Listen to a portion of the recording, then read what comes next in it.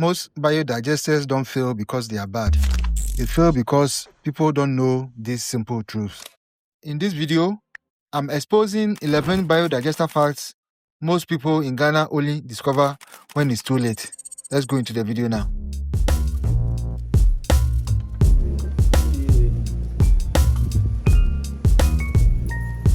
The first and most important fact you need to know about biodigester is what it is and what it does. Biodigesters are on-site biodegradable toilet technology that break down solid waste for easy disposal in the environment. Now, we are used to traditional septic tanks and manholes over the years. With this technology, all you need to do is to get a big tank. The human solid waste and the water are all together. So sometimes it can be 6 months, it can be 1 year. If you're lucky, it can be 2 or 3 or 4 years.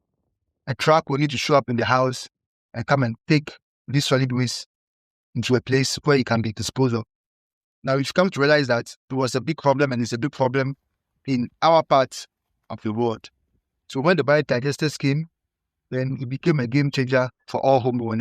The history of biodigesters is not clear in Ghana, but what we do know is that they became prominent in 2014 during the famous cholera outbreak that killed over 100 people.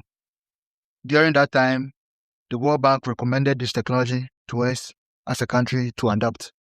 And ever since, they've become the game changer in terms of human waste disposal in Ghana. This is Dreamhouse Biodigesters. If you are new here, consider subscribing. Give this video a thumbs up and leave a comment below. Another thing I need to explain about biodigesters is how do they work. Now, we have said that biodigesters basically is a biodegradable technology. Biodigesters simply work by having layers and then filtration system and then a soak hole. So human solid waste come on top of the digester through the flush units, and then there's rapid separation of the wastewater from the solid waste. Microorganisms break down the solid waste, and then the water is diverted into the soak hole. That's the filtration system. Now, the solid waste is left in the digester for microorganisms to break it down. After a couple of years, it can be easily disposed of, either for gardening purposes or easily disposed into the backyard of your house. There's a filtration and there's porous. So everything breaks down permanently and turns into water that's easily disposed of through the soak hole. Biodigesters use soak hole. Normal septic tanks, we call them soak away. With biodigester, you don't need a 4x4, 5 feet depth block constructed soak away. You need a soak hole, which can be a round circle-shaped diameter, 3x4 depth, depending on the depth and the size of the biodigester. So if you have a 3 feet depth biodigester, all you need is a 5 feet depth soak hole, which can be done with rocks and smaller stones. Some people also use blocks to do the soak hole, and then they put a plastic sheet, a recycled plastic on it, and then you cover it with the top soil. People also are told to secure around their digesters, especially the soak hole, just to ensure that the wastewater that's going there is in a good shape and it does not affect the whole technology. Fact 5 about biodigester is the disposal or their remains and how they are disposed of. We say biodigesters are disposed of in 2 different ways, depending on the materials that were used. If you use the wire mesh and the fiber net and organic soil, the time will come you will have to remove all these biodegradable materials and dump them under a garden, a plant, or simply dig a ground, about 2 feet ground, and bury it there. But with the biodigesters that use the porous, the water and the feces actually are broken together after a period of time. That's with the biodigesters.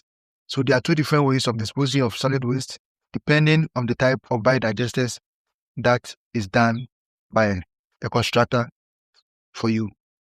In fact, this is the reason why people choose biodigesters over other waste management systems. Now, we have said biodigesters cost less to install, and of course, they are not expensive as compared to traditional manholes and septic tanks. We also say they can be done in a day and are easily sited at the backyard of your house. So that's the reason why people are choosing biodigesters now, and they are becoming effective, and they're helping homeowners have that needed peace of mind. Another fact about biodigesters that you need to know is that they are eco-friendly, environmentally safe products. What we mean by this is that when you do a biodigester, the microorganisms break down the solid waste in such a way that there's no scent, and then there's no effect on your household in terms of the smell, the scent, and then the problems that come with using other septic systems. The biodigester works in such a way that microorganisms break down the solid waste and are easily disposed in the environment. This technology works by using eco-friendly materials like fiber, like wire mesh, and like porous systems that can be easily be gotten in the environment or in the locality in which you live. They are the same biodegradable stuff.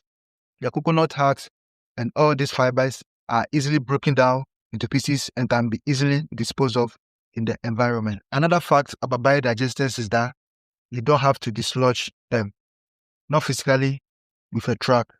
We do know that when you have a septic system, a time will come that you need to get the solid waste out of it, because septic tanks do not degrade human waste. So a time will come, you need a truck to show up in the house and come and physically pull these feces from the house. Now, in biodigesters, you don't physically dislodge. What we do and what we recommend is there's a regular maintenance that must be done.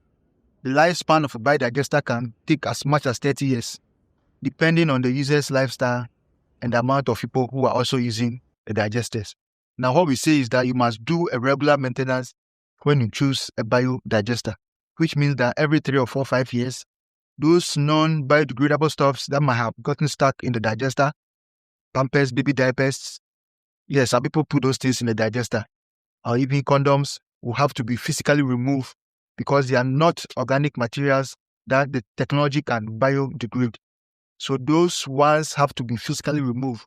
And that's when the maintenance is done and the biodigester bed is replaced with new materials for you to keep using the technology safely. So we do not physically dislodge biodigesters, but we do regular maintenance for biodigesters. Another fact about biodigesters is that your groundwater is not affected. What do we mean when we say this? You see, biodigesters, the depth of a biodigester is 3 feet, maximum 4 feet, depending on the size. Now, when you get your 3 feet, it means your soak hole must go 5 feet, extra 2 feet in between. Let's say you have a borehole in the house. Boreholes takes at least 20 feet to dig. Some with the new mechanized boreholes is about 200 feet. So biodigesters basically work on the surface of the earth, where the wastewater is just distributed around the surface of the earth.